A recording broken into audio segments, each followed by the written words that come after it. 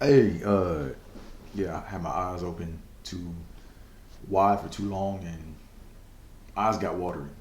Trying to stare into the abyss of space.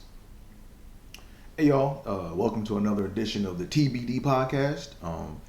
That's not the official name of the podcast because, as y'all know, I'm trying to grow this podcast organically. Let me fix my mic right quick. 1 second. There we go. Yes, as y'all know, I'm trying to grow this podcast organically. You know, because like I said in the past before, like so many times, I try to get things perfect and just right, just to finally start doing it, just to have it be some bullshit, or not bullshit, but then just to have it not follow through, you know. So I said, you know what, I'm doing something different. I'm just gonna go ahead and put it out there, and then we'll figure it out as we go along, you know. And while you're here, make sure you mash up that like button, hit that subscribe button. And if you have any suggestions for what this podcast should be called or any comments in general, feel free to put it in the comment section, good or bad. I don't give a shit. Um, it is what it is. You know what I mean? Oh wow, we got sirens outside. They sound pretty close too. Okay. Anyways, how am I gonna start this joint off? So, how do I want to start this off? Yeah. So, um, one idea. See, I don't have a name for my podcast yet. Like the goal, the end, like the end goal for the name of the podcast is I want it to be something that is personal, and I want it to have like my name in it. Because I want it to like be I want it to be representative of me. Like I don't want to come up with a cool ass name for a podcast and then have someone else go take it and go run with it. You know, like I want it to like be attached to me. So um, one thing I thought about a little while ago. Well, I thought about you know the overall theme of my life. You know, like what's been the recurring theme in my life, and the recurring theme in my life has been I'm either not good enough or I'm not really part of the group. You know what I'm saying? And that's been the recurring theme through all my life. I'm either not good enough or I'm not really part of the group. And I'm not trying to say this to play no violin music. You know what I'm saying? Because I want this shit to be uplifting. This is like like it don't affect me. I'm still here. All that shit brush off like water. You know what I mean? But but yeah, that's been the occurring theme of my life. Like I'm gonna kind of give you a quick walkthrough of what I mean, right? So, for example, from fourth grade through high school, I went to a parochial school, or I went to a religious school. It was a Seventh Day Adventist school, and I'm not, and I wasn't Seventh Day Adventist, you know, but everyone else there was. So, you know, um, I have acquaintances there that I went to school with. I had people I was like cool with, but it was like when it came to doing things after school, you could kind of tell that they had their own agenda that didn't involve me. Like it was like I was on the basketball team. I could hang with people. I did all these things, but then after practice or after school, they like secretly made plans to go somewhere else or to get in their cars and go somewhere else. And I'm always like left out. You know what I'm saying? Um, Back then I was probably like a little disappointed, but like I'm not mad about the shit. It's just that's a theme of my life. Like I'm not really like included, right? Then another thing was um trying to think of another theme, right? So then you gotta go to college, right? So when I was in college, um I tried walking onto the football team, and the difference between me and all the other players were I didn't play football in high school. It wasn't by choice. I was forced to go to a religious school that didn't have a football team, and when I got to college, I had no tape.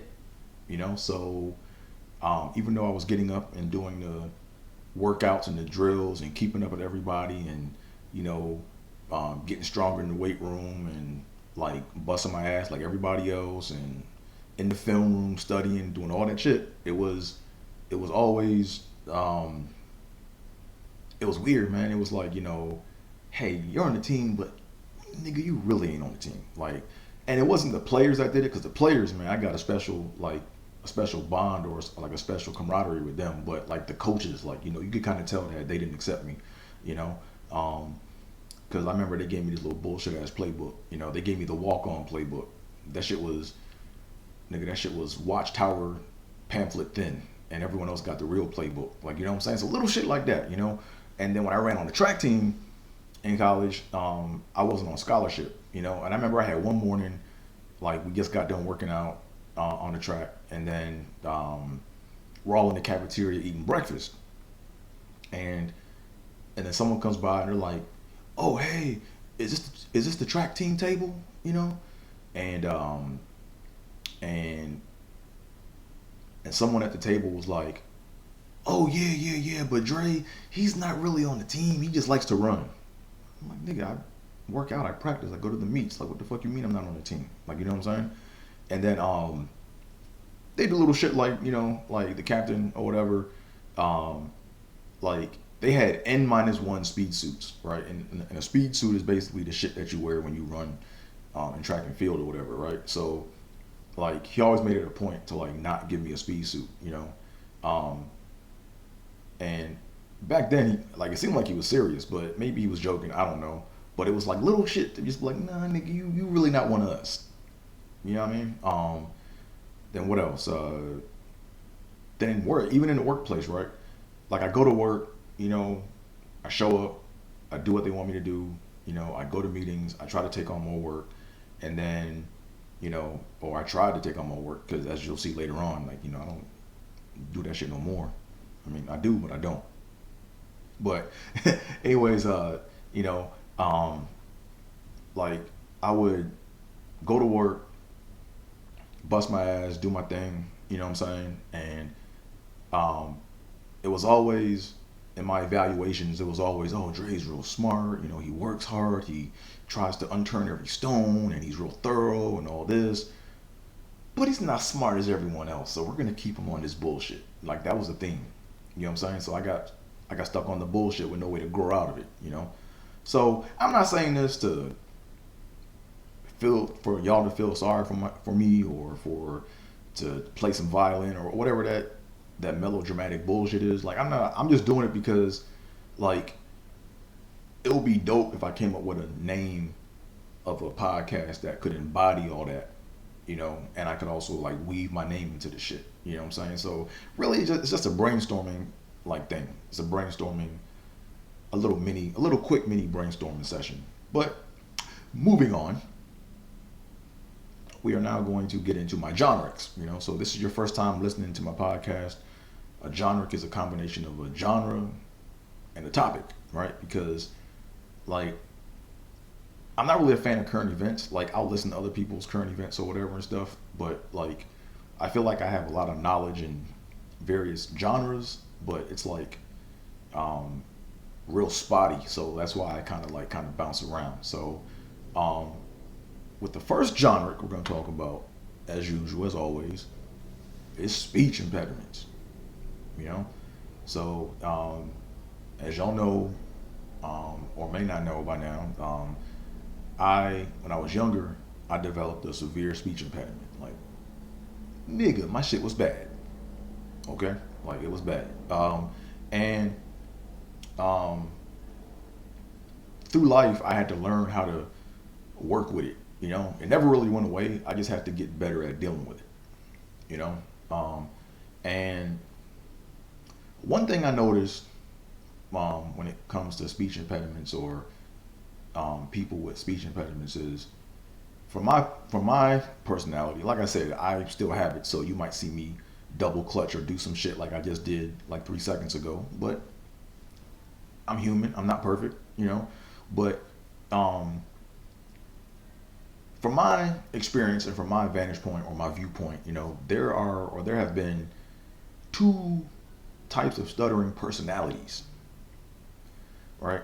and I don't like using the word stuttering because stuttering is like one specific instance of a speech impediment. You know, there's like speech impediment is like an umbrella of the shit, and stuttering is like I kind of see how I double clutch right there, but but when you stutter, it's like you repeat a short syllable of a word and then you can't get through it, right? That's like one type of a speech impediment. But then you have people with lisps.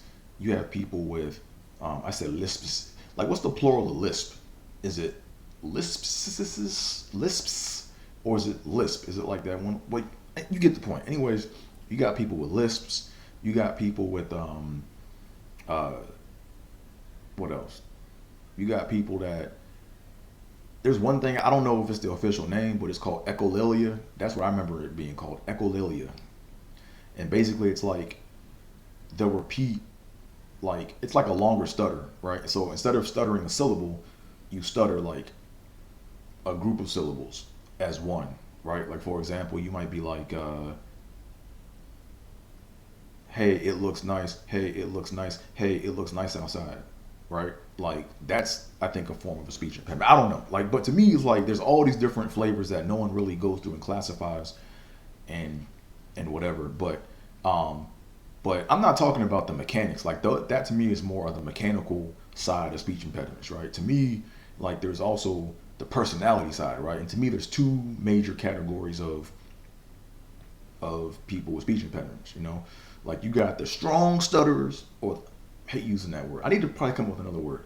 You got people with strong speech impediments, and then you got people that are like shameful of their speech impediments, right? So you got the you got the strong speech impedimenters, and then you have the shameful speech impedimenters.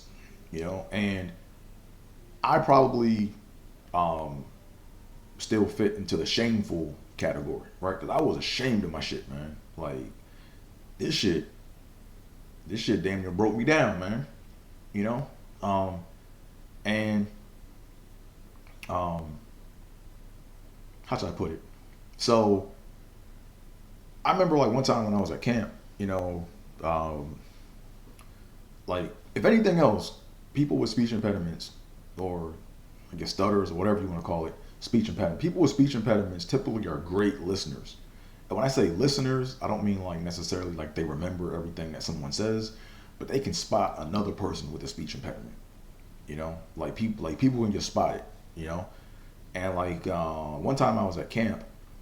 I think I was like 12, 13 years old, and I was pretty quiet back then, or I guess I fooled people into thinking that I didn't have a speech impediment, or you know I didn't open my mouth up enough. And there was one guy in our cabin that was like real talky, like he's real talkative, you know, he's super talky. And I remember he said something, and it was a harsh like stop. It was a harsh, abrupt stop to his shit. And like when he did it, he kind of like stopped and looked, and his eyes got big, and like he looked around, and no one else caught it, but nigga, I caught that shit. And he looked at me right in my eyes, and it was like a stare off. It was like, you know, in those westerns, like, you know, when you have that draw, that I can't really whistle like that, but you know, you get the point. But it was like a stare off, you know. And then from then it was on. It was like I knew that both of us, like reflecting back, I knew that both of us back then were like, you know, shameful of our speech impediments, right? So we always would like secretly try to compete with each other. Like we didn't want to be the worst stutterer. Like that was like our, it was like weird. And we never, it was like weird. Like we never communicated that, but I just knew from like that one instance, and I just knew from how everything went. Like every time I opened up my mouth and said something, he would say something and then look at me, and it was like, oh, he's trying to like compete with me when it comes to like talking or whatever. So um yeah, that was weird, you know. But that's just like I guess one instance or whatever, you know. Um but then I met like recently, like maybe like a year or so ago, I was hanging out in this bar and shit, and there was this dude um that came up to talk to like me and some coworkers about the game that was on TV. And I said something and I hesitated, and like I think I either hesitated or like I double clutched or something, and he called me out on the spot, man, and it was kind of embarrassing, yo. Like he was like, I said something and like I double clutched or I stopped, and he said, "Hey, you stutter too. Hey," and then I was like, "Nigga, shh, nigga, don't. All right, man, go ahead and go somewhere, man. Shit, you know." And then it was like, so he to me was like a strong personality type. Like that shit didn't affect him.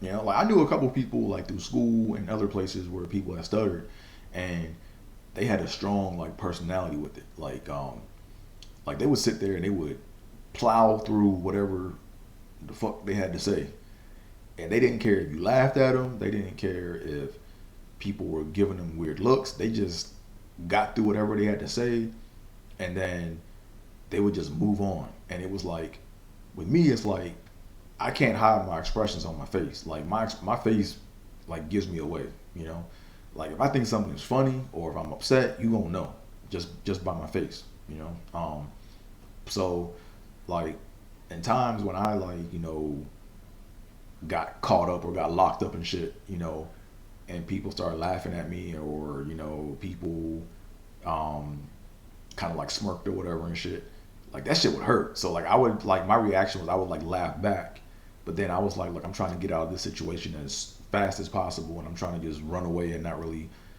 like be bothered with this shit.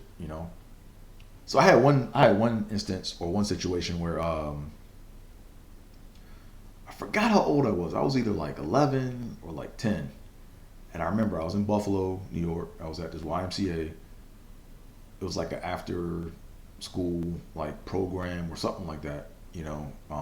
Not school, but it was like cause I wasn't going to school. I was up there for the summer. It was like a summer kind of campish kind of thing, and I remember like it was this chick and this dude about my same age, and I remember, cause this shit was bad. Like this shit really fucked me up. Like it was like I remember like flashes of it, and then I just like black out after that. Like I didn't pass out, but it's like it was so traumatic. I just forgot about like what happened. But basically, it was this chick and this dude, and we were outside like playing or whatever, and they wanted to know where this other person went, and I was like, oh, he's over there, or he went over here. But I didn't say that because that's what I was trying to say. But what came out was, it was weird. Like I couldn't pronounce the H. Like my H's weren't working that day. Like I couldn't make that like it was like it was something like I went something like he, or it was weird, and they started laughing, like, and it was like on some Michael Jackson he type shit, like, you know what I'm saying? And they were laughing. So I remember like my heart started racing and I started panicking because they were on to me, and I was struggling at that time. I was in the mix. I was struggling, So I started laughing too, and then they started to like mimic me or whatever, and then I remember I started laughing, but like I said before, my H's didn't work. Like my H's were all messed up, and so I was up there like stuttering my laughs too, and they laughed even harder. So I tried running away, and they started chasing me, and they were like chasing me to like make fun of me some more. And then I forgot what happened after that. But anywho, like as you see, like I was a shameful personality type. Like I was ashamed of my shit, But like I said, I knew people in like various walks of life that they just said, fuck it, it is what it is. And they just, I don't know how, like those are the people that like I really have a lot of respect for, Like I think I knew at least one person that stuttered like in every like phase of my life, right? Like high school, middle school, college, and like the strong personality types, man, it's like they would sit there and like struggle through their shit, and they wouldn't like they would flinch like because of course I kind of did it right there, but of course like their mouth is like flinching because they're stuttering and shit, but their eyes would just be like, just imagine someone like really hung up and locked up trying to get their words out, and they got their focus, and they would just get to the end of it, and then that would be it, and then they would just move on. That shit is hard, man. Like, I don't know how they did it, man. Like, cause people would be making fun of them sometimes while they were doing it. Sometimes, people would talk behind their back. They knew people were gonna talk behind their back, and it didn't phase them. They just kept stumbling through the shit, So I got lots of respect for them, So, but now I guess because I'm doing this podcast now and I'm talking about it, maybe I'm no longer in the shameful category or whatever. But I don't like to categorize people, but it's like that's just like my observation of what I've seen in life, just to shed some more light on the game, because I think that this area of life is multifaceted, and I have a lot of experience on the subject matter because I suffered and still kind of suffer from it, So, yeah. So moving on, next genre, we're gonna talk about Simpin again. As you know, the next genre is Simpin. Let me get some water, man. My throat is getting dry. Gotta get some water. Voice is kind of parched. Not my voice, my throat, because my voice is the effect of what comes out of my throat. But you get the point, right?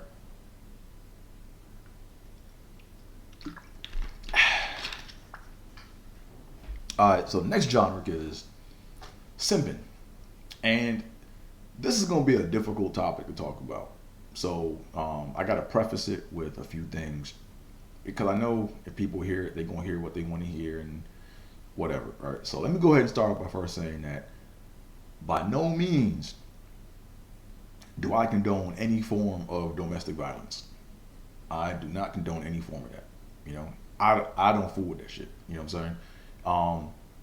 Now, I'm also one of those type of people where I realize that, people aren't perfect, and I'm not perfect. You know what I'm saying? So I totally get that. So when people it always kind of bothers me or it rubs me the wrong way when people say, especially dudes, they like, man, I would never hit a woman. I'm like, yeah, okay.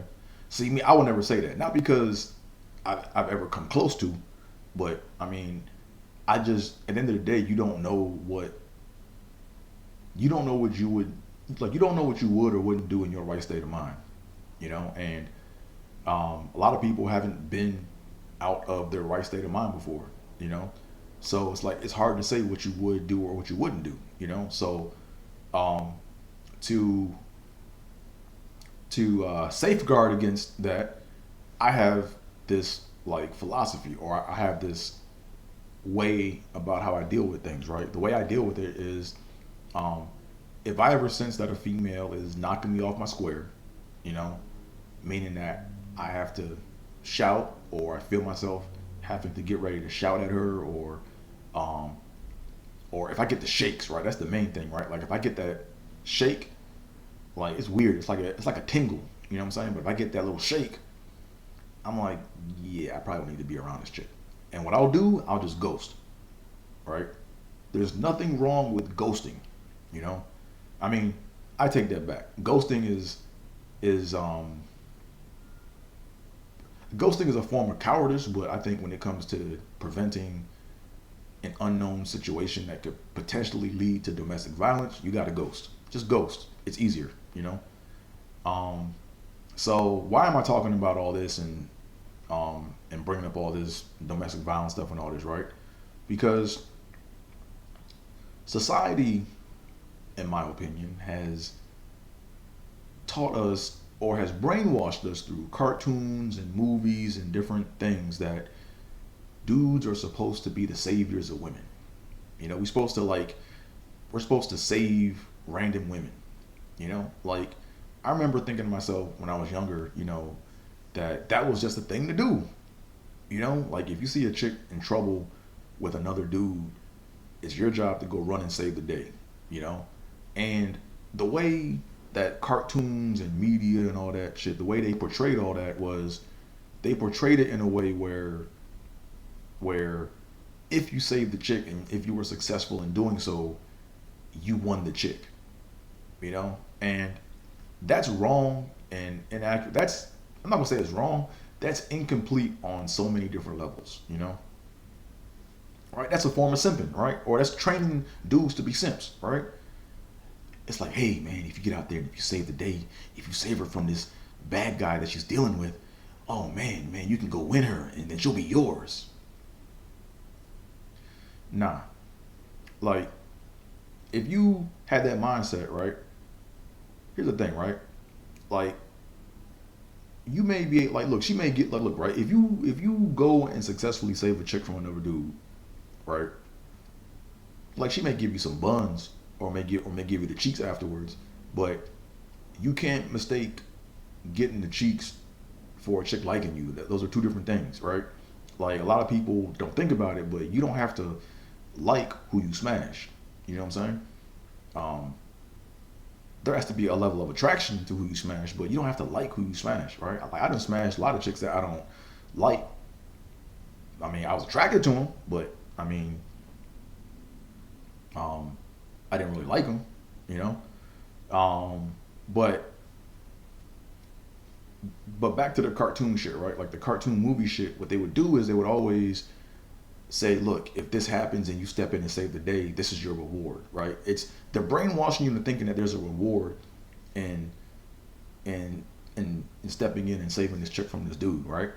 And then in addition to that, what to me is very funny is they never show you another possible angle of the shit, right? They never. I'm not trying to say that, you know, in all cases this is the case, but there are some cases where females have led themselves and done things to put them in the situation that they with that dude, you know.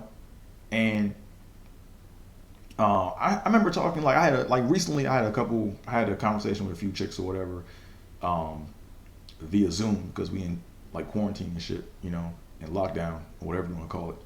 But someone asked a question and it was like, you know, would you, like, if you saw a chick, you know, um, in a physical altercation with another dude, would you jump in and go save her? You know? And to me, it was so eye opening to see so many women say what the man should do. Oh yeah, that man should go jump in and save her. He should go jump in. He should go jump in and protect me. Oh, he should go save me, protect me. You know? And I was like, wow. Like, it was just like, it was like an emotional response. Like, they felt like they were owed that, you know? They felt like, you know, like, think about this shit, right? You got chicks out here that deal with dudes who ain't shit, you know, that they know, lay hands on them or whatever, and be doing stuff to them, and then they expect a random stranger dude just to come up and to come save them from that, you know. And I'm gonna tell y'all right now, that's not me. I used to think that way because, you know, TV and media and brainwashed me to think that way, that's like, that was the thing to do. But when you look at things from a logical standpoint, that don't make no sense at all, you know. It makes zero sense, you know, because look, I've seen, and I'm speaking from experience, I'm not speaking from emotion, right? Like, I've seen situations where a dude and his chick were in a physical altercation, and another dude jumped in to go help the chick out, and the chick turned on the dude that was trying to save her, you know. Right, the dude jumped in, she's like, who are you? Don't put your hands on my man. I'm like, yo, but your man about to knock you the fuck out. That's our problem. Don't worry about us. Mind your business, you know. Or I've seen situations where, you know, where the chick and the dude who arguing will go gang up on the dude that tried to go jump in between them, you know, and help him. I've seen situations where dudes, you know, that tried to jump in to go save the chick, like got brought up on an assault charge. You know what I'm saying? So when I tried to explain all this to women and explain to them like why I would do what I would do, they just didn't want to hear it. It was like, nah, but still, you supposed to go jump. I'm like, look, at the end of the day, I could be wrong. I don't know everything. But my thing is this, like, my way of thinking right now makes the most logical sense for me, you know? And if someone can come along and correct me, I'll stand to be corrected. But there's no way in the fuck I'm gonna go out and go jump in and go say some chick from a physical altercation with a dude that I don't know. Like, especially if I don't know both of them. You know what I'm saying? If I don't know both of them, there's no way I'm gonna go jump in and go solve that, because you gotta think about it, man. Like, when you go jump in and do stuff like that, do you got bail money? You know what I mean? Like, do you got money for a lawyer? Like, you gotta think about all that shit, you know? Because it would suck to jump in and try to do the right thing just to end up in jail and on your own. You know what I mean? And when I explained that to some of the women that I spoke to before about this or whatever, they were like, see, your problem is you think about yourself too much. You gotta stop thinking about yourself. I'm like, nigga, but I'm not no sacrificial lamb, you know? Like, you know, if you need to learn how to make better decisions, then maybe you need to go to counseling and learn how to make better decisions, you know? But that's my thing, right? My thing is, me as a man, I know my limits, right? I know that if I know, see, I started right there. I was like, man, that was bad too. I said, if. But now here's the thing, right? Like, I know that with me, I know that if a female pushes my buttons a certain way, you know, and it hasn't happened a lot, but it's happened a few times, like when I was dealing with chicks, you know, and I either got the shakes or like I felt like I had to yell to get my point across, you know. And one time I did yell, and it scared the shit out of me because I didn't know that was in me. You know what I'm saying? Like, when a chick can bring that out of you, you gotta run. You gotta cut that off. You know what I'm saying? Like, I remember one time, me and this chick, man, we were, we got back from somewhere, and it was like weird. Like, she had like an issue with something that I didn't do anything, right? Well, I'm not gonna say I didn't do anything. It was just one of those things where, basically she felt like left out or something, right? And I gave her options to do something else, or I gave her the option of driving herself, so we could go separately. So if she didn't like what I was doing or didn't like the environment, she could feel free to leave. But I told her, look, I'm doing this, you know, for the day. And she was like, nah, that's stupid. We need to go in the same car. So we drove in the same car, and we got there, and then everything was cool. But all of a sudden, she got an attitude about something, and then she said she's ready to go, right? And then we got back home, and then she started, like, you know, berating me and started to get mad at me about something that I did that I didn't really even do, you know? And then it just came out of nowhere. It scared the shit out of me. I yelled, man. I was like, what the fuck do you want me to do? Like, and it was loud. I'm like, damn, I did all that shit. And it was one of those yells where, like, she froze and, like, did that, you know? And that's the one time I yelled at a chick in life.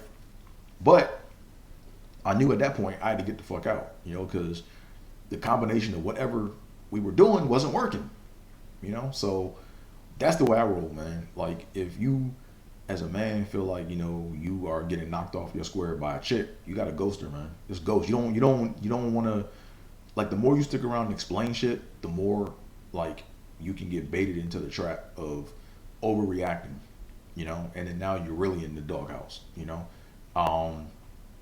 But something else I was gonna say. But here's another thing too, right? Like, one thing I'll do too, like, and I never had this, right? Because me personally, I don't, like I said, I don't condone any form of domestic abuse or laying hands or none of that shit. I don't condone that shit at all. But one thing is like, if I were to have a friend of mine that like I'm cool with or whatever, and we hang out, and if you ever, like, got physical with this chick in front of me, like, I would pull that dude aside and I would just be like, look, man, dude, you gotta ghost that chick. If you don't ghost that chick, I'm out. Like, don't call my phone anymore, right? Because what you're doing at that point in time is you're setting a precedence to where, you know, your friend has to choose between you and dealing with a toxic chick or dealing with a toxic situation, you know? And most people that value someone's friendship, they're gonna be like, oh, yeah, nah, he wouldn't do this if, like, this is like not him. So he probably is making a point. Let me go ahead and go ahead and take heed to what he's saying, and that's how I think. Like I think that when it comes to domestic violence, I think that or domestic abuse. I think that it's everyone can do something to help solve the problem. You know what I'm saying? Like I feel like dudes can number one, or people in general can stop putting their hands on people. Number one, you know. Two, I feel like dudes or people or especially dudes can they can just ghost chicks when things are going a certain way, and then friends of the people can alienate or separate themselves from the people that are about to do the shit because um, it will be like cause and effect, right? They'd be like, man, my friends are gone. Why are my friends gone? But I'm still dealing with this toxic situation. You know what I'm saying? And then, uh, and maybe this is a stretch, but to me, I think that I'm not gonna say that because I don't like to label people like I don't like doing that. But I guess by default, it's a habit because of whatever or the society that I'm in or whatever. So at the end of the day, it's like this, right? I think that there could be I don't want to say that people that are in toxic relationships are mentally unstable or need to, well, they need to get some kind of help, right? At the end of the day, they need some kind of help because I've been in like toxic relationships, where like, when you're in it, you don't know that you're in it. It's like when you're in the shit, you don't know that you're in the shit, right? But when you're looking on the outside in, you clearly see it. So, right. So it's like so long story short, I'm just saying that there's lots of ways to help the situation out so it doesn't lead to that. So that's what I got to say about that.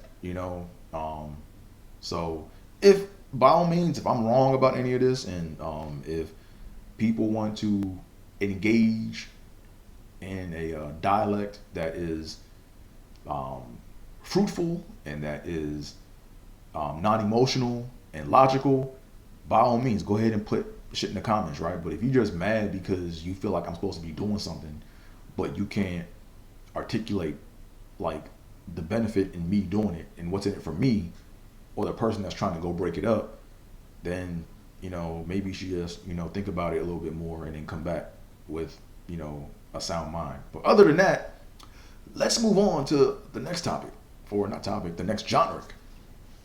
So the next genre is, as y'all know, daily fantasy sports, man. Because I love me some daily fantasy sports, man. This is the best way to watch sports, right? Like, I watch individual stats and players, and that's what I do. All right. So to kick things off, like I started last week, there was a segment within my daily fantasy sports genre, and it was called Woe of the Week. Right. So Woes of the Week. I have multiple Woes of the Week for this week. Cause man, I put my lineup out there. Man, I thought I was gonna come away with that Millie for a minute, man. I thought that Millie was on his way, man, because I was deep into the green, like second quarter, and I never been that deep in the green in the second quarter of all the action, or the second quarters of all the action, because there's multiple games that I'm watching or keeping up with. So the three woes of the week for me, man, were number one was Tyler Boyd. I thought Tyler Boyd was going to go off today. Not today, but last Sunday, because today is a few days after Sunday. But I thought Tyler Boyd was going to go off, man, on the Bengals. And because the week before he played the Dolphins, and if you don't remember, he got into like a little pre-halftime scrap and then got ejected out of the game. And he caught that 75-yard touchdown right before that. So I thought he had unfinished business. So I went ahead, and he was low to his value. I think his salary was only like $4,900. It was like $4,900. Also, I was like, I gotta jump on that because I can see him clearly getting 35 points. He put up like 9 points or some shit like that, But I had to take that because he was playing against the Cowboys in Cincinnati. But I need to do a better job of checking the weather because everyone that made the Millie Maker either played inside of a dome or the sun was out at some point in the game. And in Cincinnati, the sun was never out the whole game. So matter of fact, when I cut the game on, or when I had the red zone channel on, and they went to the Bengals Cowboys game, and it looked dark outside, I was like, shit, damn, no sun. But what do I know, right? I know nothing. Um, my second woe of the week was Devontae Parker, the Dolphins. Man, like he been quiet all season, and I was thinking to myself, he's gonna pop one of these games, and I was thinking like because they played the Chiefs in Miami, and my mindset was it was gonna be a shootout game because everyone's gonna be focused on the cheetah, right? Everyone's gonna be focused on Tyreek Hill. So I'm thinking it's gonna be a shootout. You're gonna need your best receiver out there, and the Chiefs secondary might get exposed. So I took Devontae Parker, and this dude got hurt right before the second quarter. No, he got hurt right before halftime. And the way I found out was messed up because when they're bouncing back and forth between the games, you want to see your game on the TV. If they're not on your game, then you can basically kiss your Millie Maker goodbye. So man, this dude, I remember they finally flashed back to the Chiefs game, and Dolphins were kind of like making it a game for a minute. And I remember looking for number 11, right? And I'm like, yo, where's he at, man? Where's number 11 on the offense? And I just was like, oh man, what the hell happened? Did he get ejected from the game, or did him and the coach have a fallout, or what's going on? So I went to Twitter. Well, I just Googled the joint, and he said he left with an injury, and I was like, shit. So I got 0 points for Mr. Devontae Parker. So he's my second woe of the week. And then my third woe of the week was Mike Williams. Man, I thought Mike Williams was going to go off, man, because my mindset was, they played the Atlanta Falcons at home in LA, and the Falcons, the Chargers were coming off of a beat down by the Patriots, man. They got the brakes beat off them. So I'm thinking they gonna run the score up. So I looked at the data, and the numbers and the data kind of pointed towards Mike Williams. 0 points. So total for all my receivers, I got like 9.3 points, which won't cut it in no Millie Maker. You want me to get your money back for that. So you live and learn, right? But the one pick that I got right that I was like really impressed with was I got Drew Lock right. I called that shit. I knew he was gonna get busy on them Panthers. I knew he was gonna get busy on them Panthers, man. I just looked at the data, I looked at the projections, I looked at the ranking of the defense. I just knew Lock was gonna go off. But my other woe of the week, I guess, and I should have known better, right? So this is where the logic. This is when the skill gets recultivated, right? This is how you learn, right? You learn how to make better choices, right? So I went with Cameron Batson as my flex, right? Because I looked at the numbers, I looked at the data. I kind of said, okay, well, AJ Brown for the Titans is playing, but he kind of got dinged up last week. So I was thinking to myself, if he's kind of dinged up, and if they blow the Jaguars out, like come halftime or whatever, they're probably gonna have the backups in there for garbage time. And I was like, Cameron Batson is a wide receiver number 4, so he might go ahead and get some garbage points, right? I was either thinking garbage points or fluke points, and I looked at the data, and there was something in the data that I saw that was like, I gotta jump on Cameron Batson. He also got me 0 points. So my flex and 2 of my receivers in my lineups got me 0 points. So here's where like the decision part, where I have to do a better job of making decisions, comes into play at, right? So if I knew that Drew Lock was gonna go off, why didn't I look for, or at least flex one of his receivers, right? So lo and behold, KJ Hamler went off, right? KJ Hamler and Cameron Batson were the same salary, right? They had the same salary of like $3,000, and Hamler put up like 22 fantasy points. I think he scored 2 touchdowns, long touchdowns. So you live and learn, right?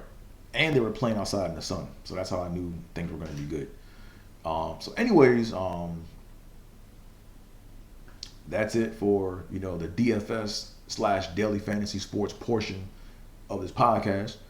So now let's move on to the next genre. The next genre is going to be on school. I'm not sure what to call this genre. I don't want to say school shit or school games or school hustle, but it deals with school, right, in the non-traditional form. So what I want to talk about school when it comes to school. And by the way, make sure you mash up that like button, hit that subscribe button, comment down below, do all that fun stuff. But yeah, so what I want to hit on when it comes to school is teachers are proctors, right? Like they're proctors first, then they're teachers, right? Now teachers might get mad at me for saying this, but this is just my experience, and this is me trying to help the collective, so man, my voice getting tired. Come on, Dre. But now here's the thing, right?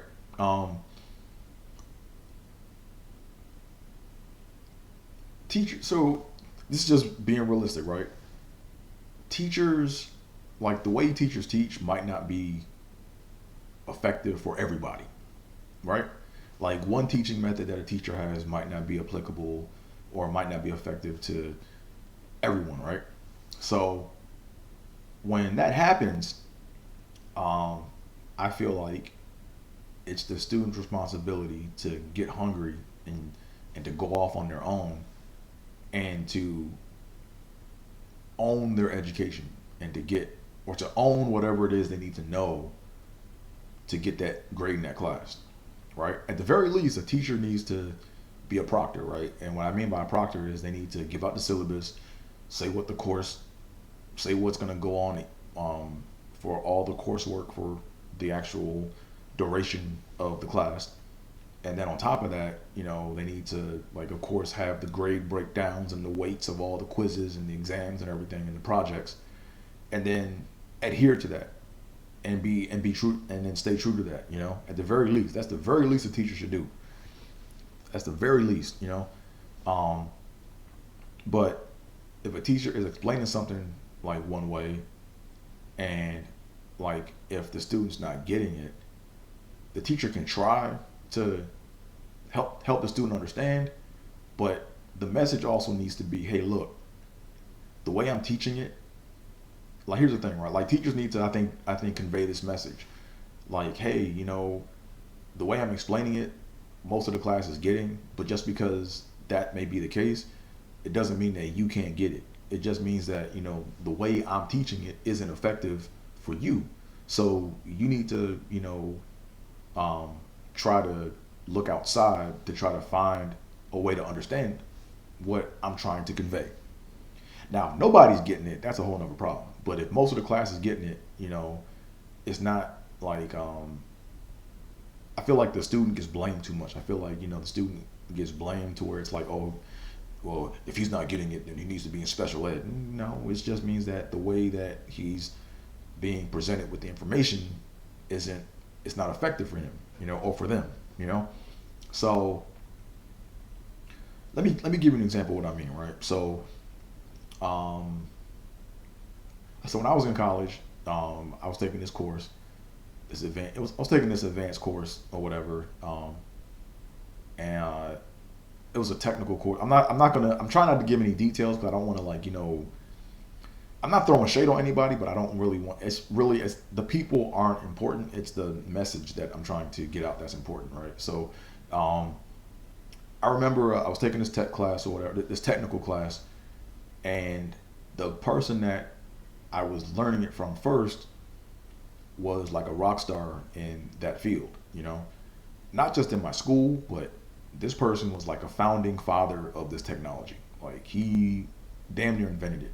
Not by himself, but he was part of the group of people that invented it. Like back in the 60s, or 70s, 60s, late 60s. And not only that, but the textbooks, like I think he had like 15 textbooks that were published that are being used around all universities, for different levels, for different things, So he's teaching a class of a book that it's weird to be in a class with a teacher that has that kind of weight, and his name, especially when you get the book, right? Because the textbook has his name on the joint. Like, oh shit, this is him. Fuck, But the dude knew the shit. You know what I'm saying?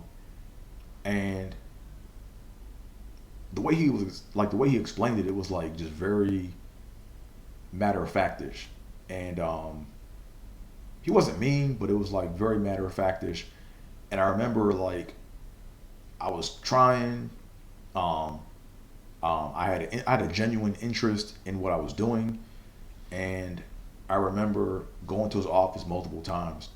And I remember one time he just said, "Hey man," he's like, "Yo man, you're not getting it.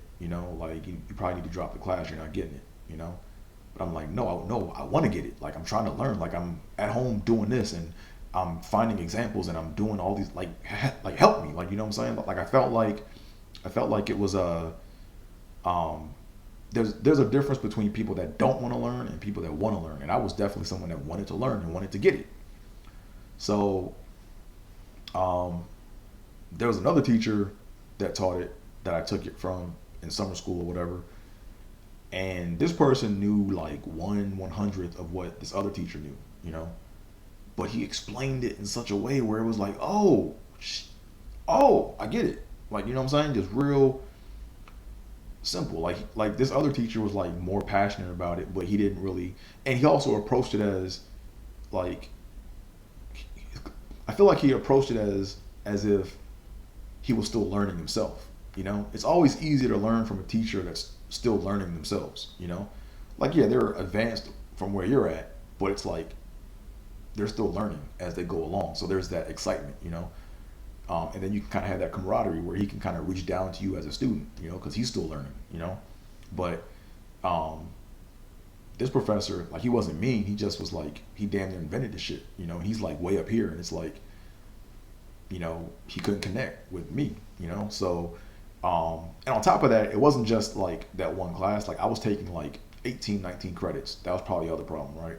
I did a 5-year program in 4 years, Cause I look back at my curriculum, and I'm like, oh, y'all motherfuckers is doing this shit in 5 years now. I did this shit in 4. You know what I'm saying? So maybe that's part of the reason why they like made it they made it a 5-year program instead of a 4-year program. I did it a few seconds ago, but I didn't have a chance to catch myself. But anyways, so. With that being said, my whole thing is this, right? I wish I was a student. Actually, no, I don't. Like, I do and I don't, right? Like, I don't wish I was a student in this era because it's like extra hard to find work and even get experience. But I do wish I was in this era, or I do wish I was a student in this era because I feel like you have all the resources available to learn whatever you want to learn, right? You don't have to go to, like you have to go to school to get the paper, but you don't have to go to school to get taught, Like you don't have to, worry about that. Like if there's something that you're not getting, you can just go to YouTube and look that shit up, and find videos of other people that are teaching this or that are teaching the same thing, So the mindset needs to be when you go to school now, you need to be able to make sure that the teacher has or you have to make sure that the school and the university or whatever has really planned out the coursework and that they're going to stick to what they say in the syllabus. And then on top of that, you have to be able to discern whether the teacher or the teacher's teaching style is going to be conducive to your education, because there's some teachers I can tell right now. Like I remember back when I was taking, I took Calc 2. Oh my God, this was a crazy story. I took Calc 2 back when I was in college, and I remember this one teacher, like the way she taught the class was she was teaching people how to memorize equations, like memorization, and I was like, I'm trying to learn how to think, not memorize, you know. I know at some point you have to like learn or you have to memorize something, but everything was just too memorizational. If that's even a word, you know. It was I remember we were learning integration by parts, and the way she taught it was she was like, so this equation looks like it could be integration by parts. So, I'm gonna do integration by parts, and oh, look at that, it all worked out. Now this equation looks like it could be solved by integration by trig substitution. Let me try this. Integration by trig substitution works. So I'm sitting there thinking to myself, okay, what if a method of integration doesn't work for a particular problem? You know? So I'm like, hey teacher, I have a question.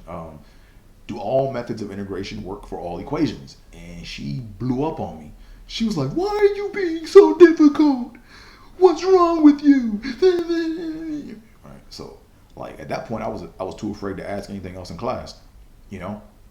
So right then and there, I should have known that, you know, her method of teaching was not effective for me. So I should have said, okay, just give me the syllabus, give me what you want. I'll show up to class, I'll look interested, you know, but when I go home, I know I gotta go to YouTube and look up the shit to make sure I learn the shit the way I need to learn it so I can get the grade in this class and move the fuck on. You know what I mean? So, so yes, that's what I'm saying, man. So, with this technology or this era that we're in, like there's no excuse not to find shit on your own, you know? Even back when I was in school, I could have went and got another textbook, but you know, another textbook, that's like a lot of time, you know. Like now it's like this shit is at your fingertips. Like I don't gotta go into like you don't gotta go into a library. All you gotta do is sit your ass down at the computer and YouTube some shit, you know, and then just boom, you're in a whole different era or you're in a whole different arena, you know. And I'm not trying to say that YouTube can replace school. I'm saying that like YouTube can get you in the right ballpark, you know, because like a lot of times you'll be dropped into class and you're like, I have no idea why I'm taking this class. I'm taking it because it's on my curriculum and I have to take it in order to get my degree. So I'm in this class. Why am I here? Okay, now it's like, how do I apply this to everyday life, or how can I apply this in? And now your mind is all over the place. But when you go to YouTube, you can go YouTube the class, you know, and when you YouTube the shit, like you can see other people that say, oh, well, it's applicable to this, or oh, it's applicable to that, and oh, this is what this is really saying. So now it's like you're in the right ballpark. So where now if you're in class, if you ask the teacher a question, it'll probably be more in line with the work as opposed to the question being way out in left field, you know. So that's all I'm gonna say on that, you know. So the next thing we'll talk about is next genre is work or work shit or 9 to 5 life, or you know, I don't know what to call this subgenre or whatever, or this genre, but you know, it has to deal with work, you know. And today for work, I want to talk about the importance of money. Like, yeah, we all know money's important, right? And yeah, money's not everything, but nigga, if you don't got it, you gonna struggle. All right. So money's important because it's the ultimate equalizer, right? It's what this country runs on, right? Money is the blood of the country, right? Whether you like it or not, money makes this country work, right? And like I said, I'm not trying to be like the richest man in the world or nothing like that, but I've learned, like, cause I've been working in the industry for like 14 years, 15 years, and what I've learned is jobs or employers can get away with bullshit, right? And it's slick how they get away with it, right? And basically it goes like this, right? The way it goes is companies want to leash your brain. They want to leash your brain to help them solve whatever problem they're trying to solve. And then when they make money, they're going to make like billions or a whole lot more money than what they're actually willing to pay you off with, right? Like what you make is like peanuts off of what they actually sell. Um, but I think I learned about money is, in my particular situation, is um, when you go to a job and you work something, it's like there's a fear factor, right? Like you want to be accepted. It's like, oh man, I need to be accepted, and oh, okay, man, how do I fit in? Okay, yeah, I'm not trying to rock the boat. I'm trying to fit in so I can get this check. I want to make sure I fall in line so I can get this money. And jobs know this, right? And when they interview you and stuff, they be fucking with you and shit. They are like, so why do you want to work here? And then you got to do your homework. Like, oh man, well, I can't tell them I just want the money. Shit, I gotta go study. So what you do, like a lot of time, what it is you'll study the website. You'll come up with a generic statement, or you'll come up with a line, and you'll regurgitate that line, and then they'll say, okay, well, he did his research, and he's worthy of working here, right? So there's a lot of fear involved with work, and everyone doesn't want to, like, nobody wants to lose their job. Everyone wants to be able to provide for themselves, to attempt to go after this American dream, or whatever you want to call it, And I learned the hard way, man, that when I was at work, I learned that, like, I didn't have any, like, real money saved up like that. I was like living check to check, and I was in a situation where when I first started working there, they kind of threw me around on different, like, projects or whatever, and I would get the project task, eat it up, get to the next task, right? And I remember finally they put me on this, or they put me in this area called maintenance. They called it maint, but it was short for maintenance, right? And basically it was like, I was responsible for developing maintenance functionality for our product, so the field engineers and other people could go and diagnose and fix our product, right?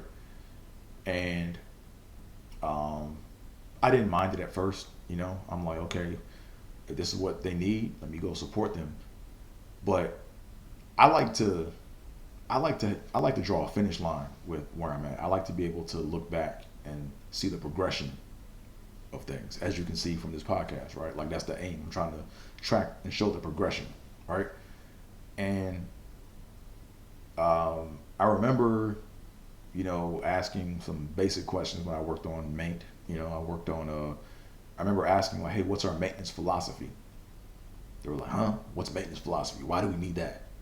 I'm like, oh, well, I mean, do you want people to fix everything in the field, or do you want, people to be able to capture certain things and then have all the fixes happen back in development, so when it rolls out again, you don't have to have what's the game plan, right? I was trying to, like, get a gauge for that, and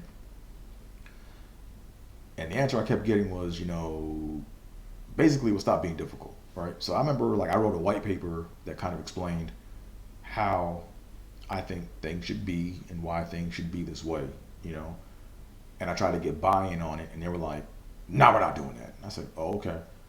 So what are we doing? Just make your damn maintenance functions and kind of just go. Like, that was the attitude. Just make the maintenance functions and go away, right? That was kind of the attitude, right? So, long story short, about a year after doing that, I was like, man, I'm tired of working on this shit because it's bullshit, like that task, that job, that was bullshit, right? Like, anytime people don't want to invest in learning what the finish line is and what the philosophy is and what's really supposed to go down, it's bullshit. You know what I'm saying? So, my boss or whatever, when I first got there, I was trying to, like, I was working on my evaluation. You know what I mean? I was working on my evaluation or my review, right? And a review is basically when you have to, like, like, write down what your goals were, show how you met your goals so you can get your 3% increase in salary and get your check mark and move on, right? To show that you're doing your job. So whenever I write my reviews on myself, I always try to write goals for the next level up, right? So if I'm at band level 4, I'm gonna look at like what the next band up is, right? And I'm gonna write my goals to be towards that. So if I'm meeting those goals, I'm currently overachieving in my current role, right? And we'll talk about why I do that we'll talk about why I do that in another video. But when I asked my boss that, he was like, nah, you're nowhere near ready for that, and kind of like laughed and like kind of like shrugged it off. He's like, oh, you'll never be ready for that. Get out of my office. So I'm like, okay, well, how am I supposed to write my goals then? And then he told me straight up, he said, look, he said, at the end of the day, if I like you and if you don't make my job hard, you have nothing to worry about. So I was like, oh shit. I'm in one of those kind of jobs where it's not about the I felt like it's not about the technical product or whatever. It's about just whether you like me or not. I'm like, oh, okay. I felt kind of weird about that. So I said, okay, fuck it. Well, I'm living check to check, so I got to go ahead and eat this shit for a while. So, so what happened was over time, like I said, I didn't have a lot of money saved up. I'm living check to check because I'm paying student loans, bills, all this other stuff off. And my manager would come by and he would be like, hey man, how do you like working on maintenance? Or how do you like working on main? And I felt like it was a trick question. I felt like they were trying to set me. I mean, it's weird. Like maybe I'm being paranoid, but I felt like, they were trying to set me up. Because if he told me in the beginning, hey, look, if I like you and you don't make my job difficult, you have nothing to worry about. If I told him, hey, I really don't like working on main, I want to work on this. Now it's like he has to find someone else to replace me on main and now place me on something else, which is making his job difficult, right? So I kind of ate shit and grinned and I ate it. I was like, man, it's man. Like I'll do it. Like there's nothing wrong with it, man. Yeah, it's oh man, yeah, it's okay, man. Yeah. So they left me on it, right? And there was no way out. Like when I tried, like the verbiage was, hey, do you like working this? But really it was, you better like working it because this is the game, So I would try to like carve my way out and work on different things to work on main. I would try to carve my way out and work on different things, and I kept getting pulled back into main, right? That's how the shit worked. So, what does this have to do with money, right? Because I'm telling you about the importance of money. So, if I had money saved up and I had my account like where I was comfortable, where it was like I had enough money stacked up, when they came around and asked me, how do I like working on main? I'd be like, I don't like it, put me on something else. And if I got like fired or let go, cool. I got my money, I'm good. I don't need y'all anyway, Or better yet, I wouldn't have probably even waited for them to come around and ask me. I would have went to their office and I would have went to his office and I would have said, hey, look, here are my goals for FY like 19 or whatever. As you see, I'm trying to do X, Y, and Z and this, right? And then I would have left out main. And then if he was like, oh, well, where are your main goals at? I'm like, oh, I don't plan on working on main, or I'm not planning on working on main in FY19. So I want to do this. This is what I want to do. Oh, right. And then I would like have like made up like a little schedule or like a plan. And after a certain point, if after like maybe like a couple months, if I saw that I'm still getting pulled in on main, I would have just put in my 2-week notice. You know what I'm saying? But I'm saying this because, or I'm giving this example because money is what kept me eating shit, right? if I had money in my account saved up and stacked up the way I needed it to be stacked up, I would have more leverage, and I would have been more in tune to tell them how I really felt, or not how. It's not about telling people how you really feel, but I would have been able to have been honest about more shit. Because look, in work, no one's honest, yo. Like, I'm not gonna say no one's honest, but it's hard to be honest at work, yo. Like, there's the game, there's the check. Do you want to play the game to get the check? That's the game, you know. Um, if you need the check and you don't like the game, um, and you need that check, you are going to say fuck your feelings, and you will go and get that fucking check, or play the game to get the check, right? So that's why to me money's important. You know, it's not so much important to go and like go off and go buy shit, and I mean, yeah, you need all that stuff to go take care of your like essential needs, but when you got money saved up to the point where you know you got your needs met, and you could do without a job for like a year or two, that's a good place to be in, because now you can actually have more control over your career if that's what you want to do, right? You can steer and navigate and do shit that you want to work on and get paid for what you want to work on, as opposed to working on some bullshit, you know? So, save your money is what I'm trying to say. Last genre, which was a new genre that we put in last week. This is on religion, all right? And yeah, so as you all know, I I'm not I'm not a religious person. Like, I'm not someone that goes to church every week or at all. But I do acknowledge that there are holy books, or books that were here before a lot of shit was here.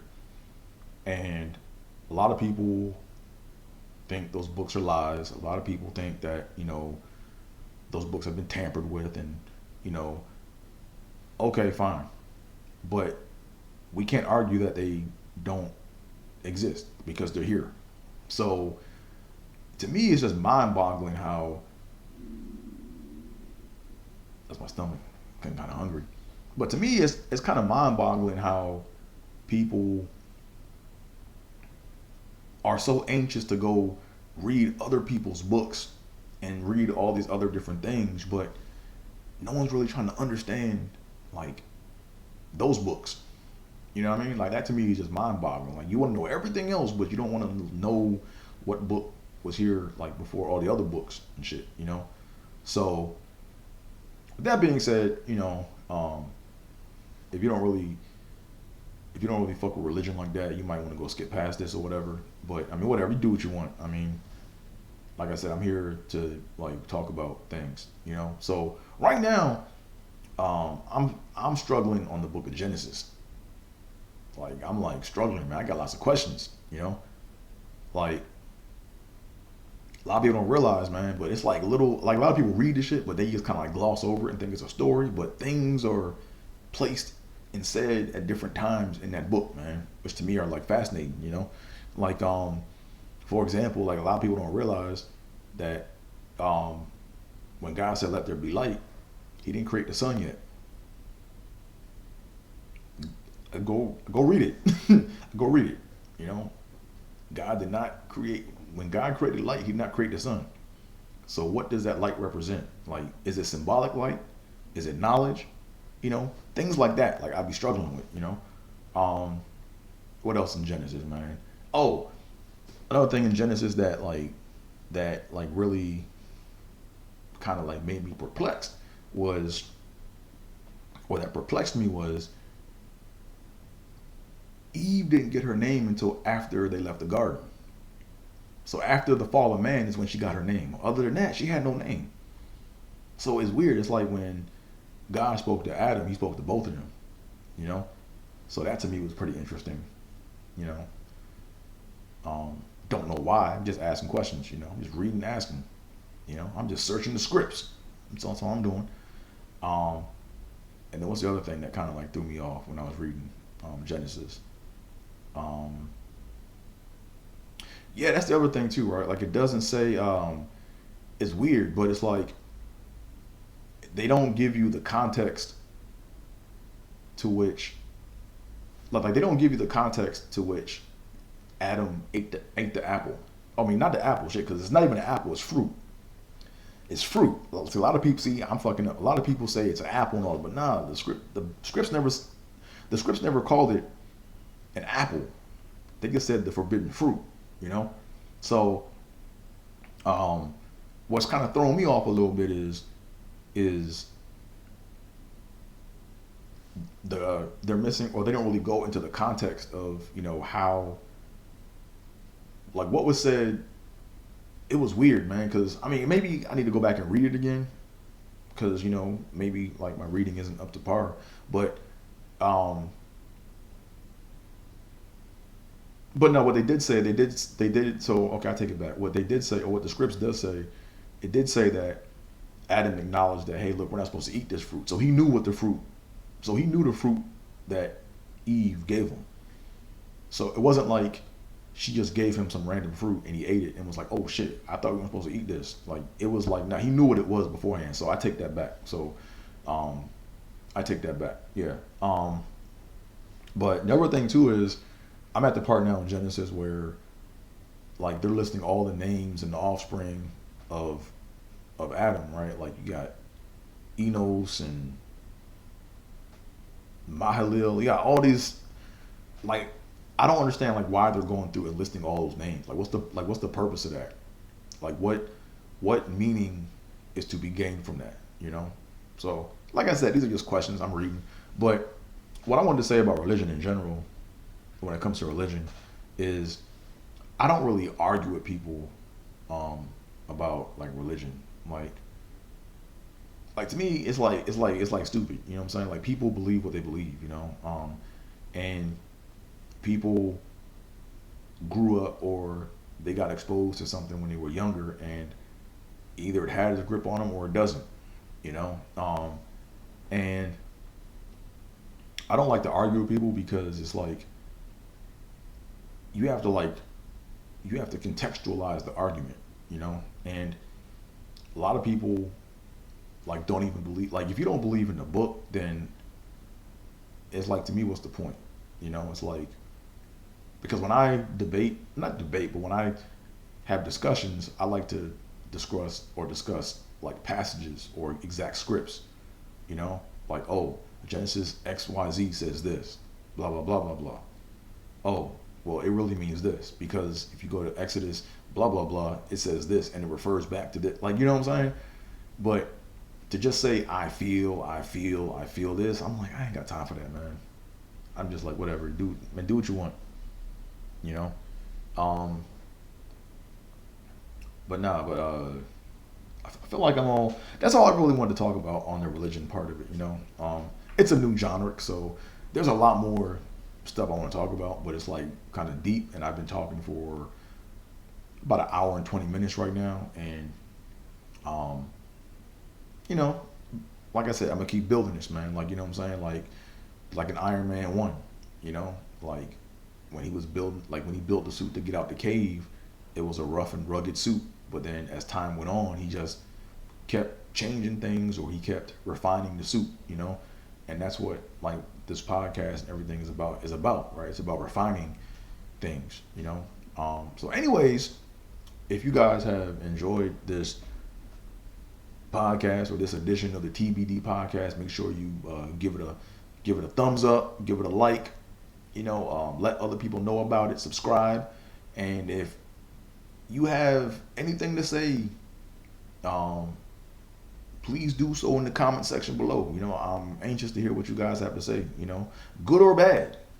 Put it in the comment section, and then who knows, it might even become a genre. I might even talk about it in this podcast, you know. And in addition to that, if you have any ideas for this TBD podcast, or any name for this podcast, please, you know, include it in the comment description below. But other than that, I want to thank y'all for listening. And I will see y'all next week. All right, I'm out. Peace.